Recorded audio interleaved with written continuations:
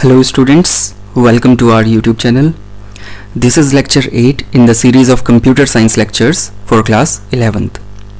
And today's topics are utilities, application software and open source concepts. We will cover all these topics in extreme detail as we usually do. So the objective of today's class is to understand various utilities in a computer. हम start करेंगे एक simple meaning से कि utility का मतलब क्या होता है, फिर हम समझेंगे कि कंप्यूटर के सेंस में यूटिलिटी का मतलब क्या होगा, and then we will cover different types of utilities. We will understand different application softwares. हम समझेंगे कि एप्लीकेशन सॉफ्टवेयर को हम अलग अलग कैटेगरी में किस तरह से डिवाइड कर सकते हैं. कैसे किसी एप्लीकेशन सॉफ्टवेयर को हम एक जनरल पर्पस एप्लीकेशन सॉफ्टवेयर कहते हैं और कब किसी सॉफ्टवेयर को हम एक स्पेसिफिक पर्पस एप्लीकेशन सॉफ्टवेयर कहते हैं. We will know various open source concepts. Open source की शुरुआत हमने ऑपरेटिंग सिस्टम से ही कर दी थी जब हमने लाइनक्स या लिनक्स पढ़ा था और यूनिक्स पढ़ा था. हम यहाँ पे कुछ टर्म्स को समझेंगे जिनमें अक्सर कन्फ्यूज़न रहती है कि ओपन सोर्स क्या है, क्या फ्रीवेयर है, क्या फ्री सॉफ्टवेयर है. हम इन सारे टर्म्स को हम समझेंगे. We will cover all these terms in this lecture. So let us start with the first topic, that is utilities. So if I ask you what is the meaning of utilities in general life. अभी आप ये छोड़ दीजिए कि utilities हम computer में पढ़ रहे हैं. अभी बस ये समझिए कि यूटिलिटीज़ का मतलब होता क्या है, एक्चुअल में रियल लाइफ में यूटिलिटीज़ का मतलब क्या होता है. जब भी कोई सिटी होती है या कोई टाउन होता है तो वहाँ रहने के लिए कुछ चीज़ों की ज़रूरत होती है.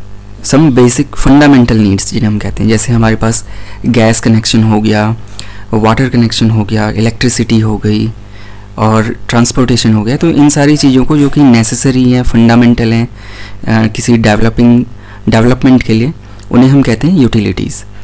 अगर यूटिलिटीज़ नहीं होंगी तो हम एफिशिएंटली कुछ काम नहीं कर पाएंगे. हमारे पास इलेक्ट्रिसिटी ना हो, रोड्स ना हो, तो हम एफिशिएंटली अपने टाइम को यूटिलाइज़ कर पाएंगे? नहीं.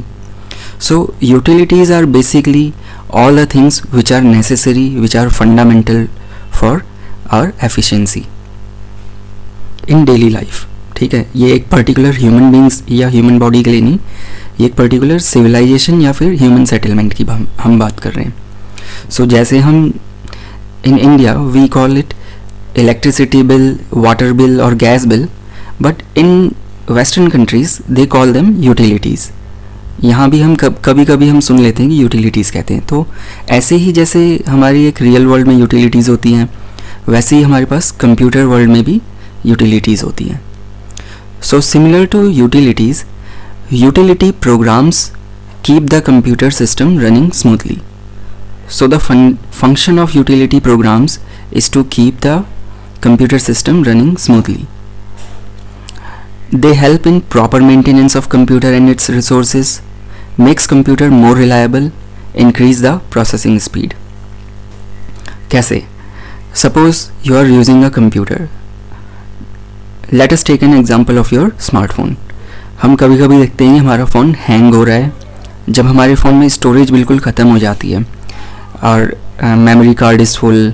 तो हम ये ऑब्ज़र्व करते हैं कि हमारा फ़ोन हैंग हो रहा है ना. तो हम क्या करते हैं, हम एक डिस्क क्लीनर या सी क्लीनर एप्लीकेशन आती है, उसे हम रन करते हैं और जो रेजिडुअल या जंक फाइल्स होती हैं या कैशे फाइल्स होती हैं उन्हें हम डिलीट कर देते हैं. तो उससे क्या होता है, उससे कंप्यूटर फास्ट हो जाता है क्योंकि उसके रिसोर्सेज फ्री हो जाते हैं. ऐसे ही वायरस आता है तो हम एंटीवायरस को इंस्टॉल करते हैं. तो ये सब जो सॉफ्टवेयर्स हैं जो किसी कंप्यूटर सिस्टम को प्रॉपरली स्मूथली रन करने के लिए या उसकी प्रॉपर मेंटेनेंस के लिए यूज़ होते हैं, उन सब को हम कहते हैं यूटिलिटी प्रोग्राम्स. अब यूटिलिटी प्रोग्राम्स के कुछ एग्जांपल हैं. Few examples of utility programs are disk defragmenter, antivirus, backup and compression. We will cover each one of these. So I hope कि यहाँ पे आपको यूटिलिटी का मतलब पता चल गया होगा. ठीक है, so let us move to the next slide, that is antivirus. We all are aware of what is an antivirus. ठीक है, इसमें हम इसलिए ज़्यादा डिटेल में हम नहीं जाएंगे, हम बस ये जानेंगे कि एंटीवायरस कैसे वायरसेस को पकड़ता है या क्या काम करता है. Basically, you all know what is an antivirus. Antivirus is a utility software that detects and removes viruses. In it keep watching for suspicious codes and malwares and alert user for any virus. Antivirus क्या करता है? Antivirus कोई भी ऐसा code जो कि थोड़ा abnormal है उसे डिटेक्ट करता है, या malwares को. Now what is malware? See, malware I would suggest कि आप कमेंट में बताओ, बट मुझे पता है कि काफ़ी सारे लोगों को नहीं पता होगा फर्स्ट टाइम जो पढ़ रहे हैं इसे. तो मेलवेयर्स ऐसा कोई भी सॉफ्टवेयर या प्रोग्राम होता है जिसके इंटेंशंस ठीक नहीं होते, ठीक है, जिसके पीछे जो क्रिएट कर रहा है वो किसी उसे नेगेटिव सेंस के लिए यूज़ करना चाहता है. लाइक हमारे पास हमारी इंफॉर्मेशन स्टील करने के लिए या हमारे कंप्यूटर सिस्टम को क्रैश करने के लिए, यानी कि कोई भी मैलिशियस कोड जो होता है उसे हम मेलवेयर कह देते हैं. Malware can be a virus or can be any other kind of code. ठीक है, ज़रूरी नहीं है कि वायरस हो, but virus is a type of malware we can say. So some common types of viruses. See, before we go into the detail of these things, I would suggest you to look at the name of these viruses. इसका name आप पढ़ेंगे ध्यान से तो इतने से ही आपको समझ में आ जाना चाहिए कि ये वायरस होता क्या है और क्या करता है और कहाँ अफेक्ट करता है. First type of virus is boot sector virus. Now in the name of boot sector virus it is already mentioned boot sector. So what this virus does is it copies itself to boot sector. और जब हमने booting पढ़ा था तो हमने ये देखा था कि जब भी कोई कंप्यूटर स्टार्ट होता है तो सबसे पहले बूट सेक्टर में से ऑपरेटिंग सिस्टम को लोड किया जाता है. बेसिकली बूट सेक्टर को ही रैम में लोड किया जाता है. अब अगर वायरस बूट सेक्टर में कॉपी हो गया तो जितनी भी बार हम कंप्यूटर को ऑन करेंगे वायरस ऑटोमेटिकली खुद से ट्रिगर हो जाएगा.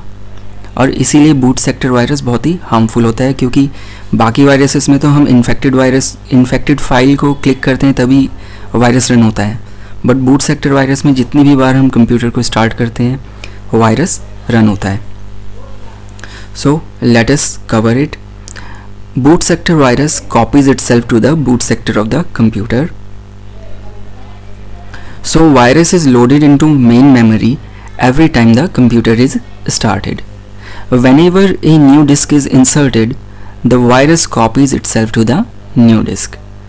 ठीक है, अगर कोई भी इन्फेक्टेड कंप्यूटर है उसमें हम कोई भी पेन ड्राइव, हार्ड डिस्क या कोई फ़ोन को कनेक्ट करते हैं तो वायरस उसे दूसरे जो भी हम डिवाइस लगा रहे हैं उसमें कॉपी हो जाता है.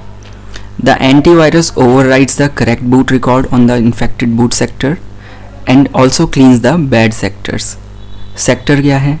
सेक्टर हम पढ़ेंगे जब हम पढ़ेंगे सीडीज़ या hard disk. Sector basically memory location होती है, ठीक है. Sector is nothing but the memory location और memory area. So what antivirus does it corrects the boot record. क्योंकि वायरस आया तो उसने बूट रिकॉर्ड को चेंज कर दिया, खुद को उसमें इंसर्ट कर दिया, तो एंटीवायरस बूट रिकॉर्ड को करेक्ट करेगा. और अगर कोई बैड सेक्टर क्रिएट हो रहा है, बैड सेक्टर यानी कि ऐसा सेक्टर जहाँ पे मेमोरी यूजेबल नहीं रह गई है किसी वायरस के कारण, तो उसे भी एंटीवायरस क्लीन करेगा. Next virus is file virus. Now it's name already suggest that it affects the files. So file virus attacks executable files. Executable files यानी कि कोई भी हमारे प्रोग्राम्स या सॉफ्टवेयर्स, इन सारी फाइल्स को फाइल वायरस अटैक करेगा. बेसिकली हमारी सारी फाइल्स को ही फाइल वायरस अटैक कर सकता है, किसी भी काइंड की फाइल हो. Even if it is a image then still file virus can attack the file. किसी भी फाइल को अटैक करेगा, ठीक है. एग्जीक्यूटेबल फाइल लिखा है but in reality it can affect any kind of file. File virus replace code, fill space in a code or create companion file to execute along with executable files. अब ये क्या करता है? कोई file है जिसमें हमने कोड लिखा है, वो कोड किसी काम करने के लिए लिखा होगा, virus will replace the code, ठीक है. Fill space in a code मतलब कि कोई फाइल है, उसका कुछ साइज़ है, ठीक है. हम देखते हैं कि कोई भी फाइल होती है उसका कुछ फाइनाइट साइज़ होता है, तो फाइल वायरस क्या करेगा, उस फाइल के ऊपर कुछ भी गार्बेज वैल्यू राइट करते रहेगा जिससे कि फ़ाइल का साइज़ बहुत ज़्यादा बढ़ जाए, ठीक है। इससे हमारी डिस्क स्पेस ख़त्म होगी और हमारे प्रोग्राम को एग्जीक्यूट करने में दिक्कत आएगी। और तीसरी चीज़ जो ये करता है वो क्या करता है कि कोई एग्जीक्यूटेबल फाइल है उससे एक नई फाइल अटैच करके बना देगा, कोई इन्फेक्शियस फाइल, कि जब भी हम एग्जीक्यूटेबल फाइल को रन करेंगे साथ में जो इन्फेक्शन क्रिएट करने वाली जो फाइल बनेगी वो भी अपने आप एग्जीक्यूट हो जाए। सो this is file virus. Most of these file viruses are memory resident and wait in memory until user runs another program, ठीक है। अब ऐसा फाइल वायरस क्या होते हैं कि कोई इन्फेक्टेड फाइल है या वायरस है, वो मेमोरी में रहेगा, खुद कुछ नहीं करेगा जब तक हम उस पर क्लिक नहीं करते तब तक। जैसे ही हमने उसे क्लिक किया या एग्जीक्यूट करने की कोशिश की इन्फेक्टेड प्रोग्राम को या वायरस को, तो वो स्प्रेड हो जाएगा, एग्जीक्यूट करेगा। So generally if you use Windows, आपने कई बार देखा होगा कि बहुत सारे फोल्डर बन जाते हैं ब्लैंक, कई बार फाइल्स की कॉपीज़ बनने लग जाती हैं या फाइल ओपन ही नहीं होती है, तो ये सारी चीज़ें फाइल वायरस करता है। Next type is macro virus. Now what is a macro? Macro are some defined steps, predefined steps को हम मैक्रो कहते हैं। जैसे if you use Microsoft Excel, वहाँ एक ऑप्शन होता है मैक्रो बनाने का, या हम प्रोग्रामिंग में भी मैक्रो यूज़ करते हैं, ठीक है। Macro is nothing but pre defined steps. अगर हमें क्या करना होता है ना एक्सेल में, जैसे अगर हमें एक ही कंप्यूटेशन को बार बार रिपीट करना है, तो हम क्या करते हैं कि एक कुछ स्टेप्स को डिफ़ाइन कर देते हैं, उसे एक नाम दे देते हैं, और जब भी हम उसे क्लिक करते हैं तो वो फंक्शन अपने आप रिपीट होता है। तो इससे हमें फ़ायदा ये होता है कि हमें बार बार टाइप नहीं करना पड़ता, बार बार कोडिंग नहीं करनी पड़ती, हम सिंपली क्लिक करके फंक्शंस को, स्टेप्स को एग्जीक्यूट करते हैं। तो मैक्रो वायरस क्या होता है ना, मैक्रो वायरस हमारी माइक्रोसॉफ्ट ऑफिस की फाइल्स को अफेक्ट करता है, क्योंकि ये जो मैक्रो हम बनाते हैं ये जनरली MS ऑफिस की फाइल्स में बनाते हैं हम, ठीक है। So simply macro virus infects Microsoft office files and activates as soon as the application is opened. अब ये भी सिंपली वैसे ही फंक्शन होते हैं इसके कि फ़ाइल को एडिट नहीं करने देता या करप्ट कर देता है या सेव नहीं करने देता। अब इसमें there is one very important thing which is important for exams perspective. Macro virus infects an important file called normal.dot of MS Word। It has been asked once, ये एक बार पूछा गया है। अब ये मुझे नहीं पता कि बोर्ड में पूछा है या हाँ जो अपने UTs होते हैं उसमें पूछा है, लेकिन I have seen this question कि macro virus infects which file of MS Word, ऐसा पूछा गया था फिल इन द ब्लैंक में। So the answer was normal.dot। Macro virus infects this file of MS Word। Next kind of virus is Trojan horse. Trojan horse is very special kind of virus. Trojan horse क्या होता है कि let me show you the picture। मैं आपको एक छोटी सी story सुनाता हूँ, उससे आपको ज़्यादा समझ में आएगा। Just give me a moment।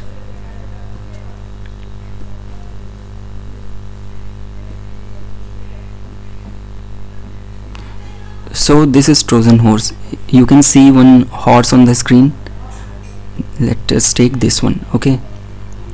So this one is the Trojan horse. Trojan horse is basically inspired from a mythical tale. अब ट्रॉय नाम की मूवी हो सकता है आप में से कई लोगों ने देखी हो, शायद देखी हो, बहुत पुरानी मूवी है, ठीक है। अब उसमें कौन सा एक्टर था वो तो मुझे याद नहीं आ रहा, कुछ स्मिथ करके याद नहीं आ रहा, ठीक है। But there was a movie called Troy. Actually Troy का एक वार हुआ था, ट्रॉय की एक लड़ाई हुई थी बहुत बड़ी। ये हमारे ग्रीस वगैरह की साइड एक कंट्री थी, ठीक है। बहुत पहले ट्रॉय नाम की एक सिटी थी जहाँ एक लड़ाई हुई थी। Troy was well defended city, यहाँ की वॉल्स बहुत ऊंची थी, बहुत मजबूत थी, तो जितने भी इन्वेडर्स थे वो इसे कैप्चर नहीं कर पाए। When they were tired they devised a plan. उन्होंने एक लकड़ी का बहुत बड़ा सा घोड़ा जैसा बनाया, हॉर्स बनाया, जिसे ट्रोजन हॉर्स बाद में कहा जाने लगा, और इसके अंदर सिपाही बैठ गए इस हॉर्स के अंदर। When people of Troy saw that the invaders have left, तो उन्होंने क्या किया कि इस जो वुडन हॉर्स था इसे वो ट्रॉय सिटी के अंदर ले आए। अब जैसे ये अंदर ले आए तो इसके अंदर जो सोल्जर्स छुपे हुए थे, the soldiers which were hiding behind under this horse came out and killed everyone in the night. So from that tale of Troy, this name became famous, Trojan horse. और ऐसा ही कुछ फंक्शन है हमारे Trojan horse का, जो कि हमारा malicious code है. So Trojan horse is a malicious code hidden in a game or another program. Many of you have observed कि इंटरनेट में हमें कोई लिंक मिलता है कि एक अच्छा सा गेम है या एक अच्छे सा कोई प्रोग्राम है और हम उसे डाउनलोड कर लेते हैं. बट होता क्या है कि ठीक है, गेम तो चल रहा है, प्रोग्राम भी चल रहा है, बट साथ ही साथ वो हमारे सिस्टम को करप्ट कर रहा है या हमारा डेटा स्टील कर रहा है. अब ट्रोजन हॉर्स कंप्लीट प्रोग्राम है क्योंकि एम्बेडेड है और इसे कोई दूसरे प्रोग्राम की ज़रूरत नहीं है. हम तो गेम ही खेल रहे हैं ना, हमें तो यही लग रहा है कि हम गेम खेल रहे हैं या हम कोई प्रोग्राम को रन कर रहे हैं, बट उसके अंदर जो कुछ और कोड्स ऐसे ऐसे लिखे हुए हैं जो कि आपका डेटा स्टील कर रहे हैं या आपकी इन्फॉर्मेशन को स्टील कर रहे हैं, तो वही सब काम है ट्रोजन हॉर्स का, मतलब हिडन वार करना. So it is a malicious code hidden in a game or another program. It is very important. Trojan horse को तो जो हमारा एक्सटर्नल वाइवा होता है उसमें भी पूछा जाता है. So you must remember what is Trojan horse.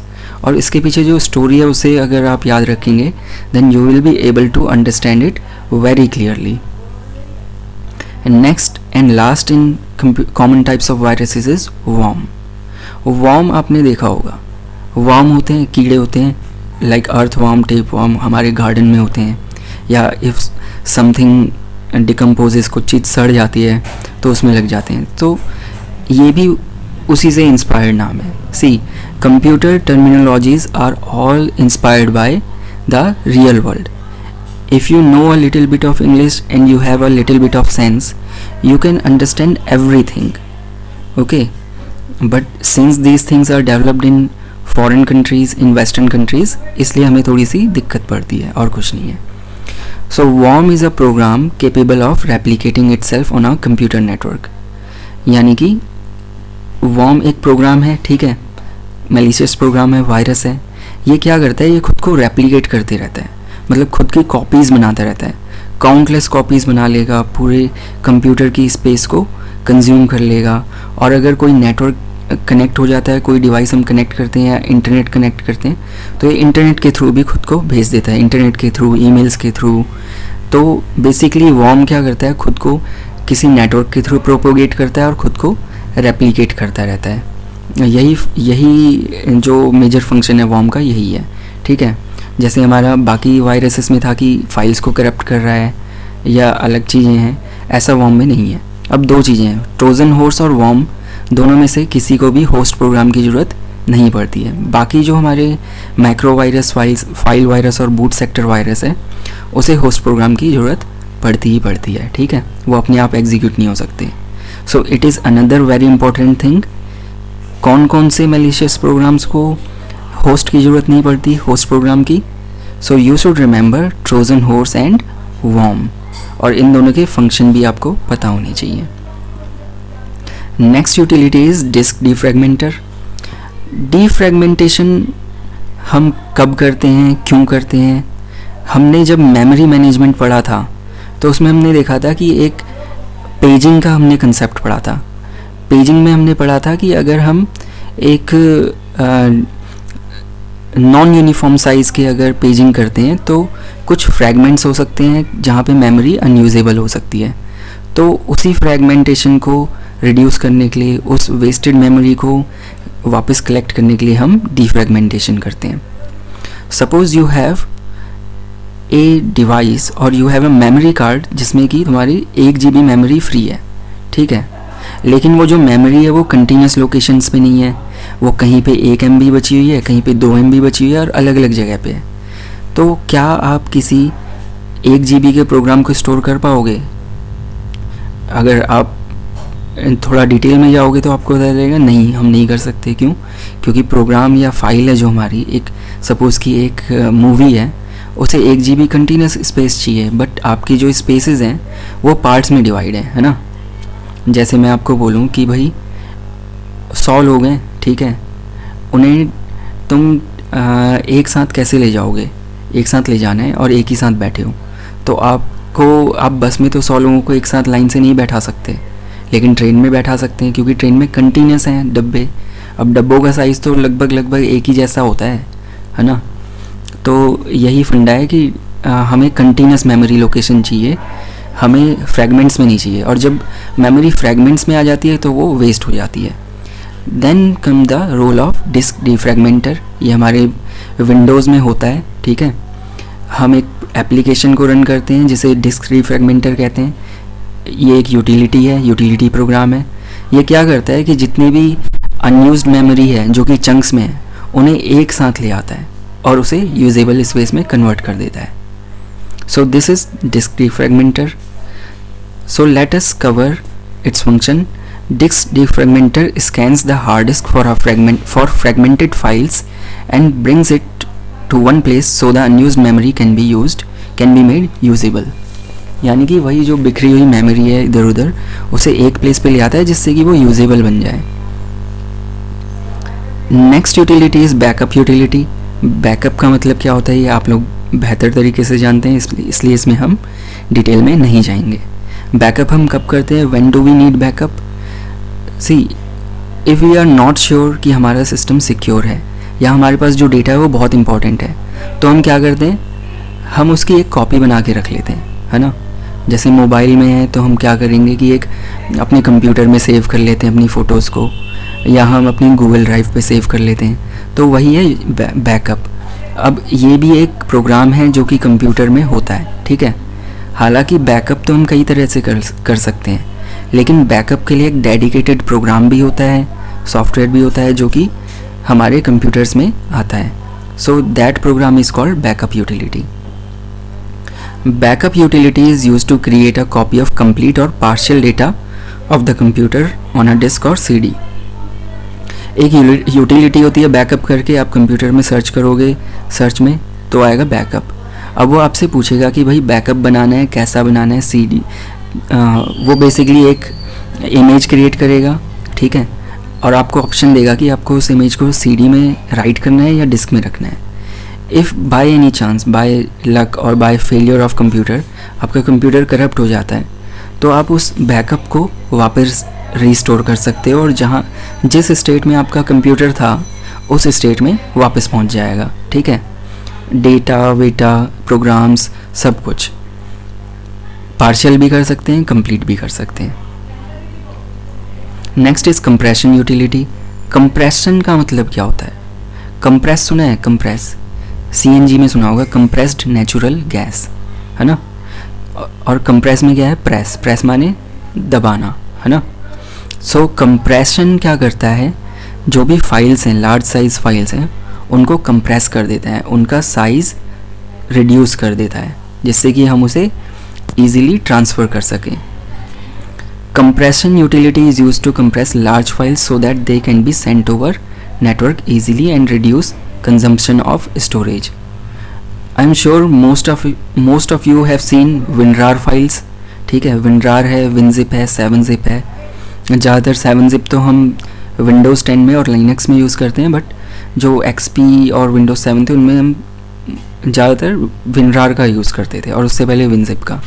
So these all are compression utilities. ये क्या करती हैं, कोई बड़ी सी फाइल है उसे कंप्रेस कर देती हैं, उनका साइज़ रिड्यूस कर देती हैं और उसे हम, जिससे कि हम उसे नेटवर्क पे इजीली भेज सकें, क्योंकि नेटवर्क की कुछ लिमिटेशंस होती हैं कि इतना ही डेटा भेज सकते हैं। जैसे Gmail पे कई बार बोलता है कि नहीं 20 MB से ज़्यादा नहीं भेजोगे, तो अगर हमारे पास जो फाइल है वो 25 MB की है तो हम क्या करेंगे, उसे हम कंप्रेस कर देंगे using any of these utilities. So I hope now you are aware of what is the compression utility and why do we compress the files. Next utility is disk cleaner. Disk cleaner, you all are aware of disk cleaner कि अगर हमारे hard disk में कोई residual data है, cache files हैं, dormant files हैं जिन्हें हम यूज़ नहीं कर रहे हैं बट जो हमारे स्टोरेज को कंज्यूम कर रही है, उन्हें हम क्लीन करते हैं, ठीक है, डिस्क क्लीन अप या डिस्क क्लीनर। सेम हमारे मोबाइल में भी कई बार ऐसा ऑप्शन आता है when sometimes we get a notification कि आपके कंप्यूटर में इतनी डॉर्मेंट फाइल्स हैं, अनयूज्ड फाइल्स हैं, इन्हें क्लीन कर दो। सो हम एक प्रोग्राम रन करते हैं, एप्लीकेशन रन करते हैं, so that is disk cleaner. Computer में भी होती है, स्मार्टफोन्स में भी होती है। See you need to widen your horizon. आपको समझना पड़ेगा कि सिर्फ हमारा लैपटॉप या पीसी कंप्यूटर नहीं होता, आपका जो स्मार्टफोन है वो भी कंप्यूटर है, और वो बेटर एग्जांपल है आज के मॉडर्न कंप्यूटर्स का। So whatever concept we learn you should also try to relate it to your smartphones, उससे आपको ज़्यादा बेहतर समझ में आएगा। Last utility is file management tools. Now what is this file management tools? See we have created a file, but there must be a way कि हम file को कैसे सर्च करें, कैसे उसे स्टोर करें, कहाँ पे करें, उसे एडिट कैसे करें, उन सब की फीचर्स हमें कहाँ से मिलेंगे, वो होते हैं file management tools. So file management tools are Windows Explorer and Google desktop. ये पूछा जा चुका है ये वाला क्वेश्चन, इसीलिए मैंने इसे हाईलाइट किया है। Let me show you by example. Okay, ऐसे समझ में नहीं आएगा, सो just give me a moment. See, look at the screen. Okay, so I'm clicking this icon and here I am seeing a window. So this window is a file explorer. Okay, ये एक file, एक तरह का file explorer है। क्यों? क्योंकि ये हमें जितनी भी हमारे पास फाइल्स हैं उन्हें ओपन करने की, एक्सेस करने की हमें एक सर्विस प्रोवाइड कर रहा है, ठीक है। So this is file explorer. ऐसे ही गूगल एक्सप्लोरर होता है, ऐसे ही जब आप विंडोज़ के सिस्टम यूज़ करते हो तो उसमें विंडोज़ एक्सप्लोरर होता है, या जब स्मार्टफोन्स यूज़ करते हैं तो उसमें ES एक्सप्लोरर या फाइल एक्सप्लोरर होता है, वही है। और यही विंडोज़ में विंडोज़ एक्सप्लोरर होता है और गूगल डेस्कटॉप होता है। इन दोनों के नाम you should remember these two names. Next is application software. So we have covered all the utilities. We have seen what are those utilities, what are the requirement, why do we require those utilities, and how those utilities do their work. ठीक है। So application software हमने start किया था अपना system software से। System software हमें एक platform provide करता है जहाँ पे हम एप्लीकेशंस को रन कर सकें। So application software helps to perform specific or general tasks desired by the user.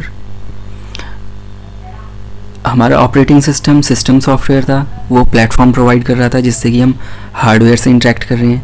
अब हम हार्डवेयर से इंटरेक्ट तो कर रहे हैं, लेकिन हम चाहेंगे कि हमारा कुछ काम हो, जैसे कि हमें वर्ड की फ़ाइल बनानी है, हमें इंटरनेट को ब्राउज़ करना है, हमें कोई गेम खेलना है। तो ये सारी चीज़ें एप्लीकेशन सॉफ्टवेयर्स हो गई, क्योंकि हम इनसे एक स्पेसिफिक काम कर रहे हैं या कोई जनरल काम कर रहे हैं या कुछ यूटिलाइजेशन कर पा रहे हैं सिस्टम का, है ना। हमें सिस्टम की यूटिलाइजेशन क्यों करनी है वो हम इन एप्लीकेशन सॉफ्टवेयर्स के थ्रू कर पा रहे हैं। Now these application softwares can also be of two types, general purpose and customized. और इसमें कन्फ्यूज़ होने की बिल्कुल बात नहीं है, क्योंकि इनके नाम से ही हमें पता चल रहा है, their name are evident that what is the meaning of general purpose and what is the meaning of customized. Customized यानी कि कोई स्पेसिफिक पर्पस के लिए जब हम बनवाते हैं या कोई कंपनी से कोई सॉफ्टवेयर खरीदते हैं। जनरल पर्पस यानी कि एक जो डेली लाइफ में यूज़ होने वाले जो सॉफ्टवेयर्स हैं उन्हें हम कहेंगे general purpose. So general purpose application softwares are also called office tools and some examples are word processor, internet browser, spreadsheet packages, presentation tools and DBMS systems. तो ये ऐसी चीज़ें हैं जिन्हें लगभग हर कोई यूज़ करता ही करता है, ठीक है। You do not need to be working in some specific field to use these softwares. अगर आप एक फ़ोटो स्टेट की शॉप रन करते हैं तो भी आप इन चीज़ों का यूज़ करते हैं। अगर आप एक छोटी सी शॉप यूज़ करते हैं, शॉप में काम करते हैं तो भी करते हैं। And if you are just a student then also you use this applications. मतलब कि एक जनरल पर्पस एप्लीकेशंस हैं जिन्हें कि हम अपने कंप्यूटर में रखते ही रखते हैं, है ना। तो इन्हें हम ऑफिस टूल्स भी कहते हैं। Now customized applications are tailor made as per requirements. अब हम क्या, जैसे कई कई कंपनीज़ में या किसी ऑफिसेज़ में कुछ ऐसे सॉफ्टवेयर्स होते हैं जो हर जगह नहीं होते, लेकिन उनके काम के लिए नेसेसरी होते हैं, है ना. जैसे रेलवे का है, रेलवे मैनेजमेंट सिस्टम होता है, या बड़ी बड़ी कंपनीज़ अपनी इन्वेंट्री मैनेजमेंट सिस्टम्स रखती हैं, फ्लीट मैनेजमेंट सिस्टम्स रखती हैं. तो ये सब होता है. सी, अगर मैं ये कहूँ कि भाई एक जो हमारे पास आपके मोबाइल में गूगल वेब ब्राउज़र है, ठीक है, तो क्या ये जनरल पर्पस सॉफ्टवेयर है या कस्टमाइज्ड एप्लीकेशन है? अब बोलोगे जनरल पर्पस है क्योंकि इंटरनेट तो हर कोई यूज़ करता है. But then I ask you कि भाई एक इंटरप्रेटर आप डाउनलोड कर लो, ठीक है, पाइथन का, तो क्या वो जनरल पर्पस है या कस्टमाइज्ड एप्लीकेशन है? Then you will say that it is customized application because not everyone use the interpreter. Only few people use interpreter who are related to computer science fields. Okay, so these are also called domain specific. General purpose को हम office tools कहते थे, customized को हम domain specific कहते हैं. And these are the examples of customized application or domain specific: inventory management system, purchasing system, school management, payroll, reservation, weather forecasting. और इसे हम स्पेसिफिक पर्पस भी कह सकते हैं. It is not mentioned in your book, but if sometimes someone ask you what is the specific purpose application softwares, you should be aware that it is the same thing as customized application or as domain specific applications. Now the last topic is open source concepts. Why are we covering these open source concepts? Because there is very much confusion, and today, after today's lecture, all your confusions will be gone. First is proprietary. ठीक है, proprietary, try to remember proprietary by the word property. If someone has some property, are you able to use his or her property without paying any price or at your will? No. अगर किस proprietary यानी कि किसी की property है, ठीक है, किसी कंपनी की प्रॉपर्टी है, उसकी राइट्स हैं उसके ऊपर. Suppose there is a software which is not for free, which is made by a company, then it is its proprietary. जैसे कि हमारा विंडोज़ ऑपरेटिंग सिस्टम है, प्रोप्राइटरी सॉफ्टवेयर किसी स्पेसिफिक कंपनी के द्वारा पैसे के लिए बेचा जाता है, ठीक है. विंडोज़ जो है उसे माइक्रोसॉफ्ट ही बेचेगा. Only Microsoft can sell the Windows operating system for money. So we can say that Windows is the proprietary software of Microsoft. Next is shareware. Shareware ऐसे सॉफ्टवेयर्स होते हैं जो कुछ टाइम के लिए हमें ट्रायल पीरियड पे मिलते हैं. जैसे वी यूज़ सर्टेन सॉफ्टवेयर जहाँ पे लिखा होता है कि use free for 30 days after it purchase the licence. ऐसा होता है कई बार, कुछ गेम्स में होता है, कुछ एप्लीकेशंस में होता है, यूटिलिटीज़ में भी होता है. So all those kind of softwares are called shareware, यानी कि उन्हें कुछ ट्रायल पीरियड के लिए फ्री दिया जाता है जिससे कि लोग आपस में एक दूसरे को शेयर करें, और अगर ट्रायल पीरियड ओवर हो जाता है तो उसके बाद या तो आपको परचेज़ करना पड़ेगा या तो आप उसका यूज़ नहीं कर पाएंगे. Next category is freeware. Freeware are the softwares which are available free of cost but source code is not provided. They are generally bundled up with some operating system or other software. This line is not very important. Important क्या है? Important है freeware, open source और free software में difference. See, freeware, open source and free software ये तीनों ही freely available हैं, ठीक है, तीनों ही freely available हैं. लेकिन freeware में आपको source code नहीं मिलेगा, open source में आपको source code मिलेगा, free software में आपको सोर्स कोड मिलेगा, ठीक है. ओपन सोर्स फ्री हो भी सकता है और नहीं भी हो सकता. फ्री सॉफ्टवेयर और फ्रीवेयर दोनों फ्री हैं, कम्प्लीटली फ्री हैं, बट फ्रीवेयर में आपको सोर्स कोड नहीं मिलेगा. फ्री सॉफ्टवेयर में आपको सोर्स कोड भी मिलेगा जिससे कि आप अपने रिक्वायरमेंट से या अगर आपको ज़रूरत है तो उसे मॉडिफाई कर सकते हैं. You are free to modify it. Open source you will get the source code for free, but you may or may not get the software for free, यानी कि सॉफ्टवेयर हो सकता है फ्री हो सकता है ना फ्री हो, लेकिन सोर्स कोड फ्रीली आपको मिल जाएगा। ठीक है, तीनों में अंतर आपको पता होना चाहिए। बाकी प्रोप्राइटरी तो ईजी है, शेयरवेयर भी ईजी है। मेन कन्फ्यूज़न आती है फ्रीवेयर में, ओपन सोर्स में और फ्री सॉफ्टवेयर में।